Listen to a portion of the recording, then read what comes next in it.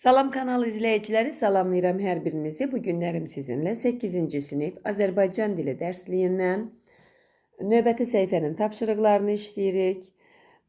Tapşırıqlarımız deməli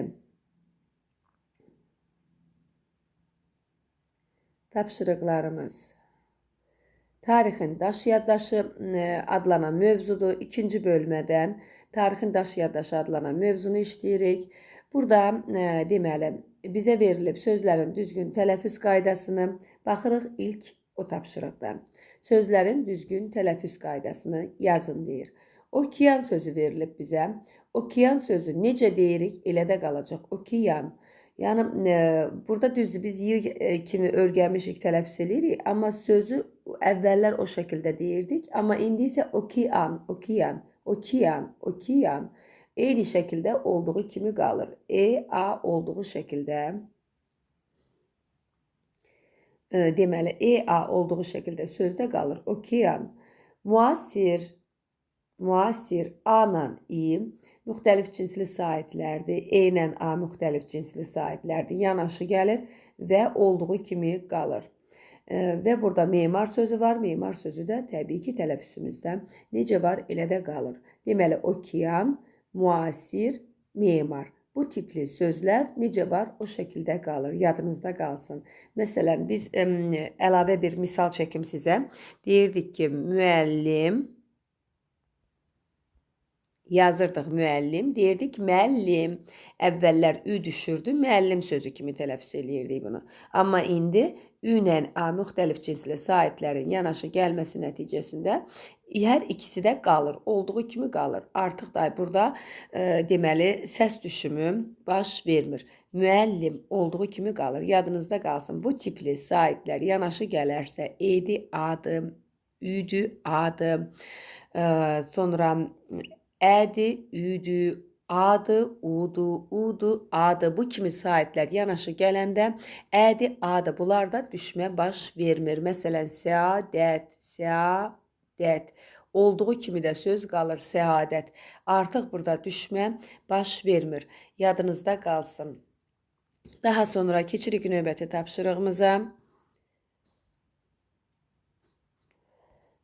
tapşırığımıza. Burada dialoqda abzasların ardıcıllığını müəyyənləşdirin deyir. Oxuduqca müəyyənləşdirəcəyik. Sizcə əsas nəyə diqqət yetirilməlisiniz? Təbii ki, abzasların ardıcıllığına diqqət eləyəndə nəyə diqqət yetirməliyik? Durğu işarələrinə baxmalıyıq. Abzaslardan ardıcıllıq gələndə, yəni oxunuşunun düzgünlüyünə fikir verməliyik. Abzasların düzgünlüyünə fikir verməliyik.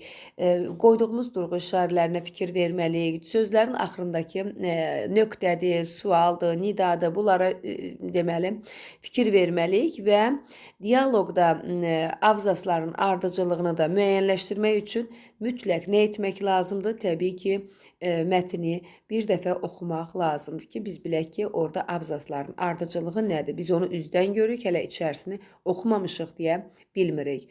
Bölmənin deməli adına münasibət bildirin. Sizcə burada nədən söhbət gedəcək? Təbii ki, görürük ki, tarixin daş yaddaşıdırsa və burada da bizə əgər tarixlə bağlı körpü şəkli, təbiət şəkli qoyursa, tarixin daş yaddaşından gedirsə, görürük ki, qədimi bir körpüdür, Xudafərin körpüsünə bənzəyir və bu tipli deməli bizə tarixi şəkillər verirsə, təbii ki, tariximizdə qalan, tarixin daş yaddaşı deyəndə tariximizdə qalan deməli, hələ də özünü qoruyub saxlaya bilən tarixin qalıqlarından danışılacaq. Tarixdə olan qalalardan, körpülərdən fikirləşirik ki, bunlardan söhbət gedəcək.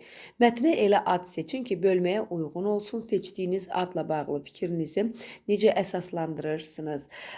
Deməli, mövzuya deyir, bölməyə uyğun olsun deyir. Mətnə elə bir ad seçin ki, təbii ki, mətni oxuyub ondan sonra ona ad verəcək. Tarixin daş yaddaşıdırsa, biz də yəqin ki, tarixin daş yaddaşına aid, deməli, tarixə aid olan qalalardan, tarixdə olan, deməli, iz buraxan mənbələrdən danışacaq. Yəni, qalalardandır, abidələrdəndir, tariximizdə olan komplekslərdəndir, saraylardandır. Biz də onlardan danışacaq. Hansı ki, məscidlər var, imarətlər var ki, onlar tarixdə iz qoyublar.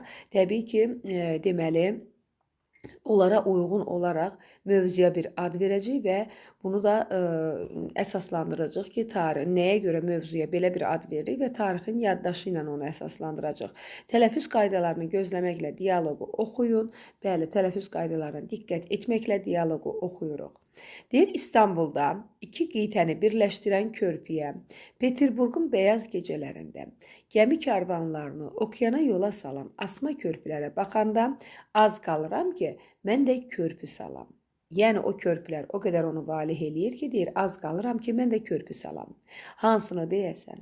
Kərpiç memarlığının incisi sayılan Naxçıvan Bərdə abidələri, Bakı Şirvan memarlıq kompleksi, Şəki Şirvan sarayları, adicə çay daşından ucaldılmış Gəncə Ordubad imarətləri, karvansaralar, ovdanlar. Yəni karvansaralar, ovdanlar da elə karvansaralar kimi, yəni eyni sinonim olan sözlərdir. Hələ müasir tikililər, onlar nə qədər gözəldir. Bugün Bakıya gələn turistlər şəhərin qeyri-adi gözəlliyindən heyranlıqla danışırlar. Görürsən, Bakımız gündən-günə necə gözəlləşir? Elədir, müasir tikililər şəhərə xüsusi gözəllik verir. Tarixin şahidi olan memarlıq abidələri müasir tikililərlə bir harmoniya yaradır. Harmoniya nədir? Yəni uyğunluq yaradır, uyuşur bir-birləri ilə. Müasir tikililərlə köhnə memarlıq abidələri bir-birləri ilə uyur, yəni uyuşur. Tarixlə müasirliyi əlaqələndirir. Hələ işğaldan azad edilmiş Qarabağ ərazisində, Zəngilanda, Füzulidə, Laçında gedən quruculuq işləri, yaxın illərdə buralar yəqin ki, cənnətə çevriləcək. Məncə sabahın şəhərlərini yaradan memarların yalnız bir fəlsəfəsi var.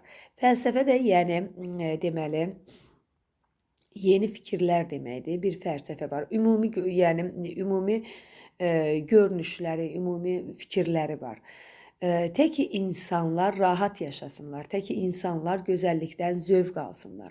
Hər daşında bir hikmət gizlənən, hər daşında tarixlərin nişanını yaşadan Azərbaycan memarlıq nümunələri xalqımızın nəyə qadir olduğunu əyani sübutudur. Türk şairi Nazim Hikmət Azərbaycanda olarkən demişdir: bu xalqın nəyə qadir olduğunu bilmək üçün baş sındırmayın. Təkcə memarlıq abidələrinə baxsanız bəs edər. Kimin sözüdür bu? Baş sındırmayın deyir. Təkcə memarlıq abidələrinə baxsanız bəs edər. Nazim Hikmətə məxsus sözdür. Yadda saxlayırsınız. Summativdə belə tipli mətnlərdə düşə bilər bu. Əmir Teymurun Saray salnaməçisi Şərafəddin Əl-Yəzidi Zəfərnamə əsərində, zəfərnamə deyəndə, yəni zəfər etdiyi, zəfər çalınan əsərlərdən gedir. Zəfərnamə əsərində Səmərqənd sarayını ucaldan Azərbaycanlı ustaların yüksək sənətkarlığından ürək dolusu danışır və bu ustaların zorla Səmərqəndə aparıldığını qeyd edir ki, yəni onlar zorla gətirilib Səmərqəndə və o sarayı yüksəldiblər. Orta əsr coğrafiyaşünası Əbdülrəşid Bakovi Azərbaycana qayıdarkən iti axarlı Arazın üstündəki Diya Əl-Mülk körpüsünün möhtəşəmliyinə heyran olmuşdu. Diya Əl-Mülk körpüsünün. Araz bilirik ki, Azərbaycanın ən uzun çayıdır. Arazkür, yəni uzun çaylarımızda. Bu yüksək sənət əsəri dünyanın 7 möcüzələrindən biri adlandırmışdı. Kim bunu etmişdi, kim adlandırmışdı? Deməli, coğrafiyaşünas Əbdülrəşid Bakovi. Oxuduq, hekayəni oxuduq, bildik, yəni dialoqu daha doğrusu oxuduq, bildik, söhbət nədən gedir, gəlin indi onun üzərində olan tapşırıqları işləyək. Burada bizə video təlimat veribdir. Təbii ki, kim ki video bacarır, roliklər yığa bilir, editlər edə bilir. Təbii bir rolik hazırlayacaqsınız. Roliki hazırlamamışdan əvvəl sizə bir plan verir. Necə hazırlayacaqsınız? Kadrların həsr olunduğu bir mövzu seçəcəksiniz. Təbii ki, tarixin yaddaşı, ona aid şəkillər seçəcəksiniz. O mövzuya uyğun deməli şəkillərlə həmən rolikləri yığacaqsınız və tarixdə sözünü deyən elə Nazim Hikmətin öz şəklini verə bilərsiniz. Əbdülrəşid Bakovinin şəklini internetdən tapıb təbii ki, onların şəkillərini verə bilərsiniz. Mövzuda müqayisə olunan obyektlər istəyir bizdə sonra. Mövzuda müqayisə olunan obyektlər. Müqayisə olunan obyektlər təbii ki, bir neçə tikilini, qədimi tikililəri qoyacaq. Deyə bilər ki, Xudafərin körpüsünü qoya bilərik. Bir yuxarıda adları sadaladığımız Bakı-Şirvan memarlıq kompleksini qoya bilərik. Gəncə, Ordubad imarətlərini, Şəki, Şirvan saraylarını, bu kimi sarayları qoyub və müasir tikililərimizlə, məsələn, müasir tikililərdən götürə bilərsiniz. Deyirik, 3 Alov binası var, bulvarda görsənir. Onu qoya bilərik. Kristal holu qoya bilərik. Heydər Əliyev kompleksini qoya bilərik. Və bu kimi tikililərlə təbii ki, qədim memarlıq abidələrini müqayisə eləyəcək və şəhərin mərkəzində olan o müasir tikililərlə içəri şəhərdə olan qədim deməli tikililərin müqayisəsini apara bilərsiniz. Bu şəkildə roliklərdə bunu yığa bilərsiniz. Rolikdə nə edəcək? Təbii ki, onları müqayisə eləyəcək. Bu hissədən də, içəri şəhərdən də verəcək, Heydər Əliyev kompleksindən verəcək, təzədən qayıdacaq. Məsələn, Şirvanşahlar sarayını göstərəcək, yenidən qayıdıb həmən verdiyimiz roliklər ətrafında müasir tikililərdən göstərəcək ki, yəni şəhər artıq müasirləşib bu şəkildədir və bunları bir-birləri ilə təbii ki, uyğunlaşdıracaq. Və quruculuq işlərindən danışırıq ki, bugünkü quruculuq işləri Azərbaycana nələr bəxş eləyir və Azərbaycanı xarici ölkələr sırasında xaricdə necə tanıdır. Təlimat verir bizə. Bu təlimatdakı təbii ki, girib necə işləyəcəksiniz onu göstərir. Artıq mən sizin üçün bu haqda məlumat verdim. Deməli, bir təlimatı işləyəndə də eynən mətin kimi nə olmalıdır? Əvvəlcə giriş hissə, sonra deməli əsas hissə və nəticə ilə həmən roliki tamamlamalısınız. Yəni bu sizə aid olan bir rolikdir. Bu roliki tam sərbəst şəkildə özünüz yığmalısınız. Ola bilər roliki yığmazsınız və ona aid bir məsələn esse şəklində yazarsınız. Yenə də bu sizə aiddir. Müəllimin verəcəyi bir tapşırıqdır. Ola bilər ki, müəllim bu tapşırığı sinifdə işlədə bilər sizə. Keçirik. Növbəti səhifə 40-cı səhifədə olan tapşırıqlarımızı işləyirik və başlayırıq. Birinci sualımızdan. Dialoqdan hansı nəticəni çıxardınız? Nəticəyə əsasən dialoqu adlandırın. Nə nəticə çıxardıq? Nəticə çıxardıq ki, Azərbaycan memarlıq abidələri xalqın tarixi, zövqü və qüdrəti haqqında məlumat verir. Gördük ki, memarlıq abidələrindən danışır və bu xalqın tarixi, zövqündən və xalqın qüdrəti haqqında məlumatlar verir. Daha sonra nəticəyə əsasən dialoqu adlandırın deyir. Dialoqa necə ad qoyardıq? Burada tarixin yaddaşı qoyubdur. Biz qoyardıq ki, memarlıq xalqın güzgüsüdür. Memarlıq xalqın güzgüsüdür. Bu şəkildə. İkinci sualımıza baxırıq. Ölkəmizdəki müasir tikililər haqqında bildiyiniz məlumatlardan istifadə edərək dostların söhbətini davam etdirməyə çalışın. Yəni, dostlar artıq orada söhbət eləyirdilər. Gördük ki, burada diyaloq gedir ki, məncə sabahın şəhərlərini yaradan memarlar yalnız bu görürsünüz fəlsəfə var, nə bilim, bunlardan danışır. Digəri deyir ki, hər daşında tarixin nişanını yaşadan Azərbaycan memarlıq nümunələri xalqımızın nəyə qadir olduğunun əyani sübutudur. Yəni, bu diyaloq davam eləyir, axıra qədər gedir. Biri Nazim Hikmətin adını çəkir, digəri məsələn Əbdülrəşid Bakovinin adını çəkir ki, onlar belə demişdilər. Bu diyaloqu deyir, deməli, istifadə edərək dostların söhbətini davam etdirməyə çalışın. Deyir ki, mən bu fikirlə razıyam. Mən bu fikirlə razıyam. Çünki, deyir, yəni biri deyir ki, mən bu fikirlə razıyam. Çünki bu tikillər xoşuma gəlir. Çünki, niyə görə razıyam? Çünki bu tikillər mənim xoşuma gəlir. Çünki müasir tikillər şəhərlərə xüsusi gözəllik verir. Bunu bu hissiyə yaza bilərik. Mən bu fikirlə razıyam. Çünki müasir tikillər xoşuma gəlir və bu tikillər şəhərə xüsusi gözəllik verir. Amma ikinciyə baxırıq. Mən bu fikirlə razı deyiləm. Biri də deyir, razı deyiləm. Niyə razı deyiləm? Çünki deməli, ona görə razı deyiləm ki, deyə bilərik ki, qədim abidələr tariximizi daha dərindən göstərir. Qədim abidələr tariximizi daha dərindən göstərir. Məsələn, İçərişəhər tarixi abidəmiz olduğu kimi. Mən yəni bugünkü müasir tikililərlə deyil, razı deyiləm. Çünki qədim abidələrdir, bizim tariximizi daha çox yaşadır və daha çox dərindən bizə göstərir. Keçirik növbəti 3-cü suala. Deyir, Azərbaycanda dünyanın möcüzəsi sayıla bilən hansı abidələr var? Təbii ki, Azərbaycanda bir çox abidələrimiz var. Biyağlarında yuxarıda adlarını sadaladıq. Qız qalası var, Şirvanşahlar sarayı da deyə bilərik, kompleksi deyə bilərik, İçərişəhər deyə bilərik, Göygöl təbiət kompleksi deyərik, Heydər Əliyev mərkəzi deyə bilərik ki, bunlar bir memarlıq deməli tikililəridir və istər qədim, istər müasir dövrdə Azərbaycanda olan memarlıq tikililərimizdir. Amma bizdən təbii ki, mətnə əsasən Azərbaycanda dünyanın möcüzəsi sayıla bilən hansı abidə var dediyi üçün 3-də biz deyəcəyik ki, mətnə əsasən istədiyinə görə onda deyəcəyik ki, dünyanın 7 möcüzəsi Diyal Mülk Körpüsünü adlandırır. Möcüzələrindən biri olan, baxın, dünyanın 7 möcüzələrindən biri olan, burada görürsünüz nə deyir? Diyal Əl-Mülk Körpüsü, Araz çayının üzərində yerləşən Diyal Əl-Mülk Körpüsü möhtəşəmliyi ilə deyir, heyran qalmışam deyir, bu yüksək sənət əsərini dünyanın 7 möcüzələrindən biri adlandırmışdı. Biz bunun adını qeyd edəcəyik. Daha sonra keçirik 4-cü suala. 4-cü sualda bizdən nə istəyir? Deyir ki, sizcə nə üçün Nazim Hikmət memarlıq abidələrini xalqın qüdrətini ifadə etdiyini düşünür? Həqiqətənmi memarlıq abidələri xalqın qüdrətini nümayiş etdirir? Həqiqətənmi belədir? Məncə, mən öz şəxsi fikrimi deyirəm. Nazim Hikmət ona görə memarlıq abidələrini xalqın qüdrəti hesab edir ki, xalqın nəyə qadir olduğunu, onun yaradıcılıq gücünü və mədəni səviyyəsini bu abidələrdə görür.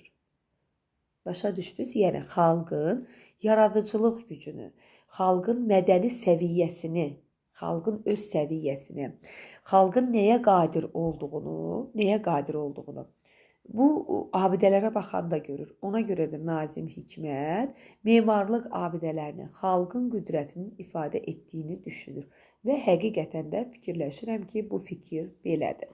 Daha sonra keçirik 5. 5-də deyir ki, memarlığımız dünən və bugün mövzusunda bir fikir mübadiləsi yürüdür. Bizim memarlığımız dünən və bugün deyəndə təbii ki, gözümüzün qabağına qədimi tikililər, İçərişəhər gəlir ən azından və müasir tikililər. Yenə dedim, Heydər Əliyev kompleksi olar, şəhərin mərkəzində ucaldılan deməli bir çox tikililər ola bilər. Bayraq meydanımız var, Kristal holumuz var, 3 alov binası var. Bunlar gözümüzün qabağından keçir. Amma memarlığımız dünən və bugün deyəndə, dünən daşdan, kərpicdən ucaldılmış abidələr, nədən ucaldılır? Daşdan, kərpicdən ucaldılmış abidələr xalqın tarixini əks etdirir.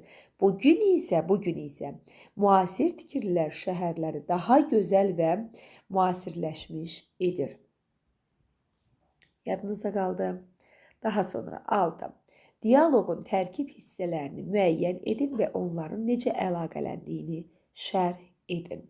Bu suala cavab verməmişdən əvvəl sizdən xahiş edəcəm ki, əgər videomuz, izahlarımız xoşunuza gəlirsə, təbii ki, və bu tipli videoların davamı gəlməsini istəyirsinizsə, neyin?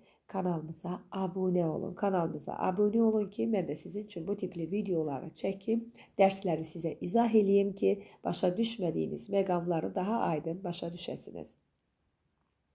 6-cı sualda qaldıq. Dialoqun tərkib hissələrini müəyyən edin və onların necə əlaqələndiyini şərh edin. Nə deyə bilərik bu haqda? Tərkib hissələrini müəyyən edirik. Tərkib hissələrində, deməli, ümumiyyətlə bir mövzunun tərkib hissəsini biz müəyyən eləyəndə nə edirik? Deyirik ki, tərkib hissələr nədən olur? Giriş, əsas hissə və nə olur? Əsas hissə, giriş, əsas hissə və nəticə. Bunlardan ibarət olur, yadımızda qalsın. Və burada da Hissələr bir-biri ilə mövzu baxımından memarlığın keçmişi və bugünü ilə əlaqəlidir. Ona görə də burada elə A, B, C şəklində götürə bilərik. Bunları A, B, C şəklində götürə bilərik və burada biz A-dan sonra qeyri-adi gözəlliyini heyranlıqla danışırlar. Heyranlıqla danışırlar. Baxın, burada şəhərin qeyri-adi gözəlliyindən kimlər danışır? Turistlər. Turistlərdən sonra biz keçəcəyik Nazim Hikmətə. Çünki Nazim Hikmət bizim deyil, Türkiyə yazıçısıdır və o Azərbaycanda olub, Azərbaycan haqqında danışdığı üçün onda biz ardıcılığı verəcəyik. A, C, sonra B-ni verəcəyik. Və çünki cümləni də bitiririk ki, memarlıq nümunələri xalqımızın nəyə qadir olduğunun əyani sübutudur. Bu artıq bizim demək olar ki, mövzumuza nöqtə qoyur. A, C, B şəklində. Necə qoyacaq? Giriş hissəyə qoyacaq A, əsas hissəyə qoyacaq B,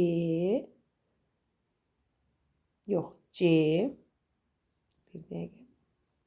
Deməli, giriş hissəyə qoyduq A, əsas hissəyə qoyduq C, nəticə hissəyə də qoyduq B. Bildik bu şəkildə. A, C, B. Nəticə hissəmiz də B. Deməli bu şəkildə. Daha sonra 7-ci suala keçirik. 7-ci sualda bizdən nə istəyir? 7-ci sualda da deyir ki, dialoqun ilk cümləsinə hansı müraciət etiketini artırmaq olar? Fikirlərinizi əsaslandırın. İlk cümləsinə hansı müraciət etiketini artırmaq olar? Baxırıq dialoqun ilk cümləsinə. Dialoqun ilk cümləsinə deyə bilərik ki, baxın, ilk İstanbulda iki qitəni birləşdirən körpüyə, Peterburqun bəyaz gecələrinin gəmi kərvanlarını okeana yola salan asma körpülərə baxanda az qalıram ki, mən də körpü salam. Necə eləyə bilərik burada? Dialoqun ilk cümləsinə dostum, və buradan yaza bilərik, dostum, ilk cümləsi bu hissədən. Dostum, səncə bu şəkildə müraciət eləyə bilərik. Bu şəkildə bir də dostum, bilirsənmi? Bilirsənmi deyə müraciət qoya bilərik. Burada yəni dostuma 7-də necə deyirik ki, hansı müraciət etiketlərini artırmaq olar? Müraciət etiketlərini fikirlərinizi əsaslandırın. Çünki burada iki dost danışır. İki deməli yoldaş danışır. Ona görə də deyə bilərik ki, dostum, səncə İstanbulda iki qitəni birləşdirən körpüyə bu şəkildə davam eləyə bilərik. Və yaxud da deyə bilərik ki, dostum, bilirsənmi? Bilirsənmi deyib bu şəkildə davam eləyə bilərik. Yəni artıq söhbətə başladıqlarını bu şəkildə dostum deyə müraciətlə başlaya bilərik. Bu müraciət etiketini artırmaq olar. Bu dialoqun daha səmimi və bu şəkildə artırsaq, dostum, bilirsənmi, dostum, səncə kimi fikirlərdən istifadə etsək, təbii ki, bu fikrinizi əsaslandırın deyir. Ona görə deyirik ki, bu dialoqun daha səmimi və təbii səslənməsinə kömək edər. Daha səmimi səslənər, daha təbii səslənər dialoq. Keçirik növbəti suala, 8-ci sual. 8-ci suala keçirik. 8-ci sualda deyir ki, hadisələri 3-cü şəxsin dilindən danışın. Bunun üçün səhifə 12-də verilmiş nümunədən istifadə edin. Hadisələri 3-cü şəxsin dilindən danışın deyəndə, o deyərik ki, onlar Azərbaycan memarlığında, onun qədim abidələrindən və müasir tikililərdən danışırdılar. Artıq burada dostlar birinci, ikinci şəxs olurlar, danışırlar, onlar iki dost danışırlar və biz üçüncü şəxsin dilindən, əgər mən onların söhbətini kiməsə çatdırıramsa, üçüncü şəxs oluram və deyirəm ki, onlar Azərbaycan memarlığından, onun qədim abidələrindən və müasir tikililərdən danışırdılar. Üçüncü şəxsin dilindən bu şəkildə çatdıra bilərik. Daha sonra 9-da memarlıq, memarlıq abidələri dialoq üçün açar söz hesab edilə bilərmi? Fikrinizi əsaslandırın. Bəli, etmək olar. Çünki bütün dialoq bu anlayışlar üzərində qurulur da. Bütün dialoq bu anlayışlar üzərində qurulur da. Bu tipli deməli mövzu ətrafında söhbət gedir. Memarlıqda, memarlıq abidələrindən söhbət getdiyinə görə bəli, bu sözləri mövzu üçün açar sözlər hesab etmək olar. Sabahın şəhərləri ifadəsinə münasibət bildirin. Sabahın şəhərləri dedikdə Nə nəzərdə tuta bilərik? Gələcəyin müasir, texnoloji və gözəlliyi ilə fərqlənən şəhərlər deməkdir. Sabahın şəhərləri, yəni dedikdə gələcəyin müasir, texnoloji, gözəlliyi ilə fərqlənən şəhərləri deməkdir ki, bunlar sabahın şəhərləridir. Daha sonra 11-ci suala baxırıq. Dialoqda fərqləndirilmiş sözlərin leksik mənalarını izah eləyin. İlk sözümüz nədir? Memarlıq. Memarlıq tikinti sənətidir. Daha sonra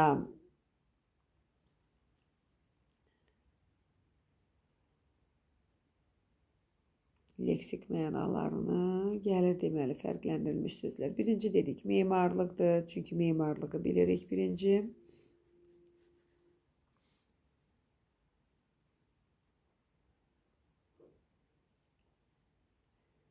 Memarlıqdan danışdıq üçün memarlıq sözünü götürürük. Sonra fərqləndirilmiş sözlər.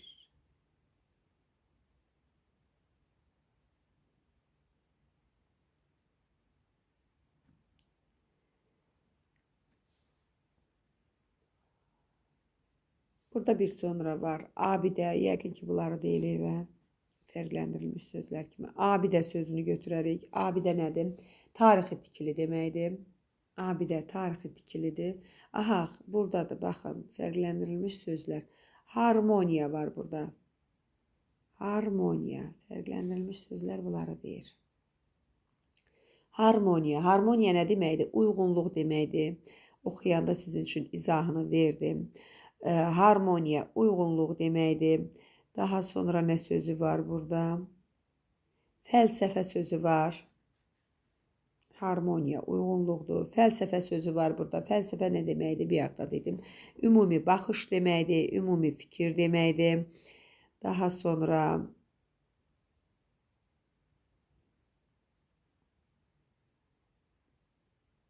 digər nə sözü var burada?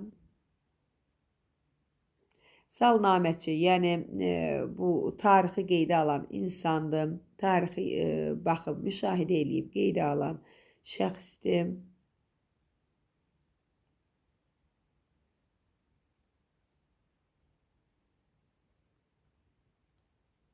Kurserlə yazılmış digər sözümüz varmı?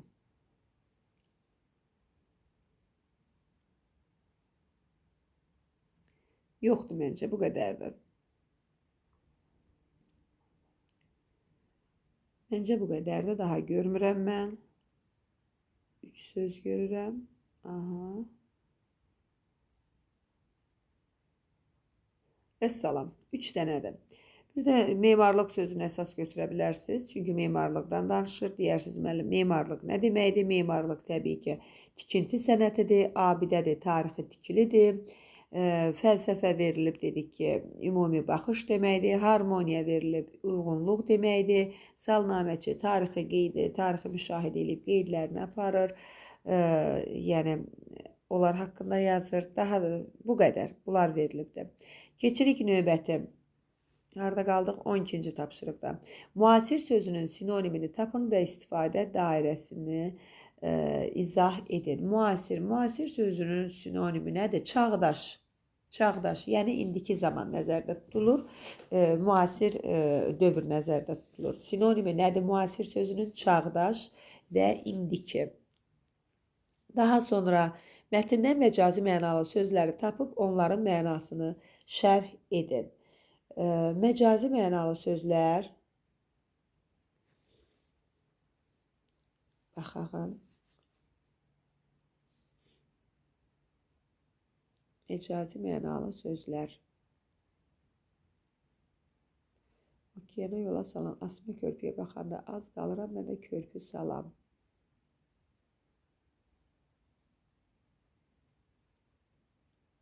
Memarlığın incisi sayılan.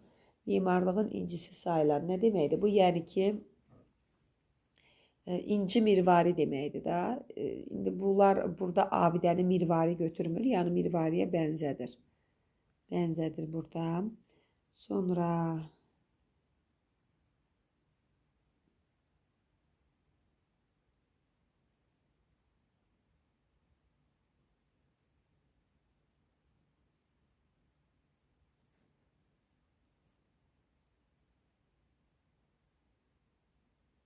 müasir tikililər. Baxın. Hər daşında bir hikmət gizlənən. Baxın, hər daşında bir hikmət gizlənən məcazi mənadadır. Nə deməkdir? Anlamı. Yəni dərin mənalı deməkdir. Hər daşında bir hikmət gizlənən, bir hikmət gizlənibsə bu dərin mənalı deməkdir. Hər daşında tarixin nişanını yaşadan, bu yəni dərin mənalardır. O baxanda onun dərin mənasını hiss edirsən. Bu anlama gəlir. Daha sonra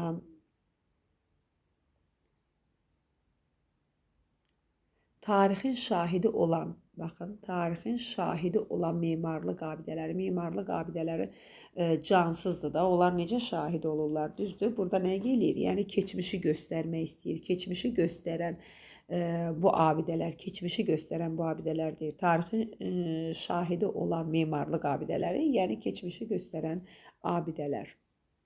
Sözlər məcazi mənada, bu ifadələr məcazi mənada işlənibdir. Hansı cümlədə söz birləşməsi var? 14-cü tapşırıq. Hansı cümlədə söz birləşməsi var? Həmin söz birləşməsinin tərəflərini bir-biri ilə əlaqələndiyini izah etməyə çalışın. Deməli,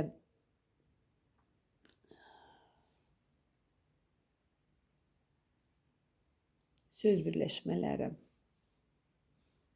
Neyniyəcək onu? Tərəflərinin bir-biri ilə əlaqələndiyini izah etməyə çalışacaq. Var burada nə? Burada nə var?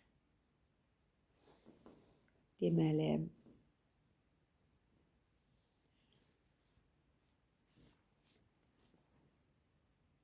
müasir tikililər. Baxın, söz birləşməsidir. Müasir tikililər. Söz birləşməsidir. Daha sonra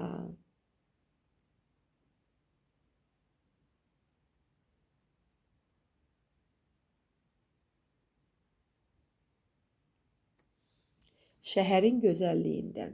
Şəhərin gözəlliyi söz birləşməsidir. Qeyri-adi iki söz birləşməsi arasına girən sözlərdir. 7 möcüzəsi, dünyanın 7 möcüzəsi söz birləşməsidir. Sonra türk şairi söz birləşməsidir. Sabahın şəhərləri söz birləşməsidir.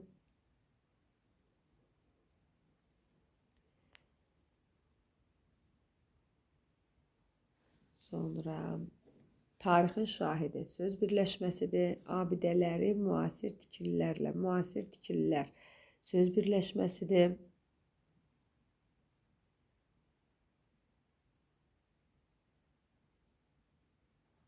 Teymurun saray salnaməçisi. Teymurun salnaməçisi söz birləşməsidir.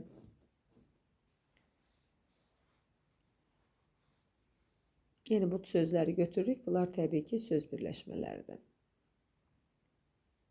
Peterburqun bəyaz gecələri söz birləşməsidir.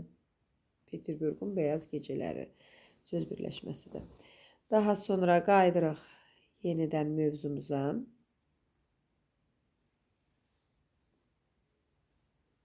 Həmin söz birləşmələrinin tərəflərinin bir-birilə necə əlaqələndiyini deməyə çalışın.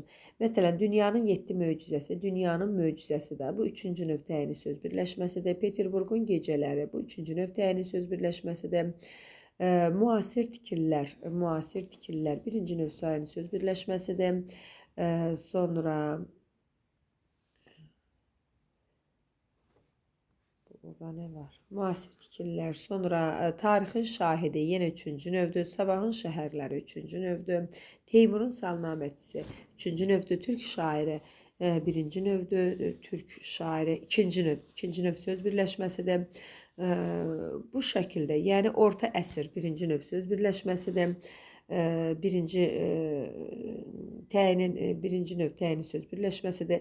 Bu şəkildə tərəflər bir-biri ilə əlaqələnir. Yəni, 3-cü növdə neyniyir? İn, yəlik al şəkilçisi və mənsubiyyət şəkilçisi bir-biri iləndir. Türk şairi sözündə birinci tərəfin şəkilçisi yoxdur. Qeyri-müəyyən, yəni görsənmir burada, amma bilirik ki, qeyri-müəyyən deməli, yəlik al şəkilçisi var. Digər tərəfi isə mənsubiyyət şəkilçisidir.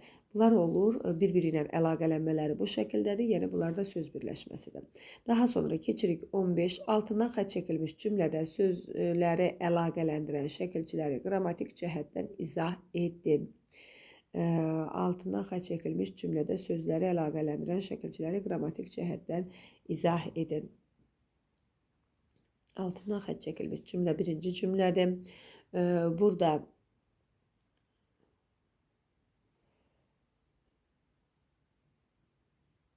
Burada məsələn, indi bir-bir altından xətt çəkilmiş sözdəki şəkilçi hamısını birgəmi istəyir?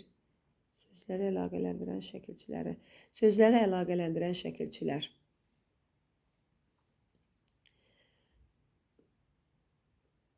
Asma körpülərə baxanda az qalıram ki, mən də körpü salam. Burada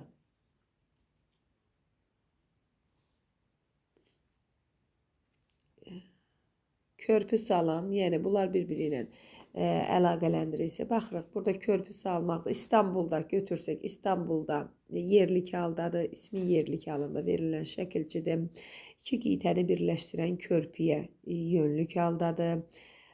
Sonra birləşdirən feili sifət şəkilçisidir. Peterburqun bayaz gecələrində dedi ki, söz birləşməsidir. Burada yəlik hal şəkilçisidir. Üçüncü növ təyini söz birləşməsidir. Gecələrində, bu da gecələri mənsubiyyət, üstəgəl çıxışlı yerlik hal, mənsubiyyət, üstəgəl yerlik hal. Mənsubiyyət, üstəgəl yerlik hal şəkilçisi var. Gəmi karvanlarını, gəminin karvanlarını, yəni bu da gəmi karvanları, bu da söz birləşməsidir, ikinci növ söz birləşməsidir. Birinci tərəf gəmi qeyri-müəyyən yəlik haldadır, ikinci tərəfi mənsubiyyət və lar da bildik ki, cəm şəkilçisidir.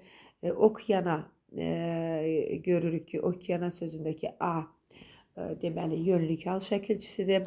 Bu şəkildə, yəni şəkilçiləri qeyd edirsiniz. Hansı şəkilçi nəyə aid, nə şəkilçisidir?